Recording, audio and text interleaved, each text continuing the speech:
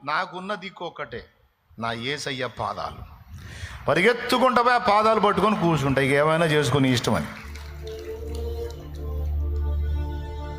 నాకు తెలిసింది ఏకాంత ప్రార్థన ఒక్కటే. ఆ ప్రార్థనలో వెళ్ళి ఆయన కాళ్ళు పట్టుకొని కూర్చుంటాను. నాకు తెలియదు నువ్వే కాదు కానీ కార్యాలు కానీ. నా ప్రభువు లేచి హోంకరించాడంటే అప్పుడు ఉంటుంది ఒక్కోడికి. దేవునికి స్తోత్రం. ఏ శ్రమకైనా, ఏ సైతానుకైనా, ఏ దురాత్మలకైనా, ఏ దయాలకైనా పౌరుషము గల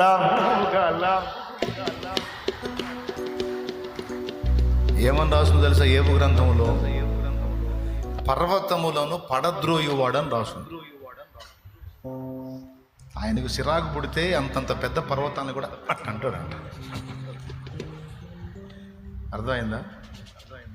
అంతే, చేతితో అన్నాడంటే తల్లి తలకిందులు అయిపోతాయి. అంత పవర్ఫుల్ ఆయన బట్టి మేసం తిప్పుతాను. ఆయన దేవునికి స్తోత్రం. నన్ను బట్టి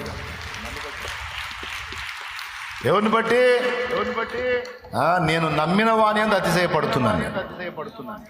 నా ప్రభు పరాక్రమం కలిగినవాడు, నా ప్రభు రోషం కలిగినవాడు. పౌరుషము గల ప్రభు కోపింపగా పర్వతముల పునాదులు వణికెన. పౌరుషంగా పాడండి. పర్వతముల పునాదులు వణికె.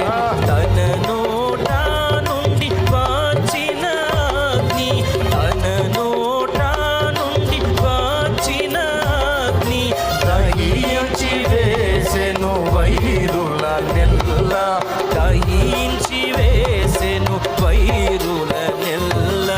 యెహోవా నా బలమా, యథార్థమైనది నీ మార్గం, పరిపూర్ణమైనది నీ మార్గం. ఏబు గ్రంథము 9వ అధ్యాయము. ఏబు గ్రంథము 9వ అధ్యాయము 4వ వచనం నుంచి చదవయా. అది మాట్లాడాడు పొద్దున నాతో. చదువు. ఆయన మహావివేకి, అధిక బల సంపన్నుడు. అద్దుగో. ఆయనతో పోరాడ తెగించి హాని నొందని వాడెవడు? వాటికి తెలియకుండా పర్వతములను తీసివేయువాడు ఆయనే. ఉగ్రత కలిగి వాటిని బొర్లదోయువాడు ఆయనే. బోర్లదోయువాడు అంటే ఇందా నేను చెప్పిందేగా, ఉందా లేదా అక్కడ?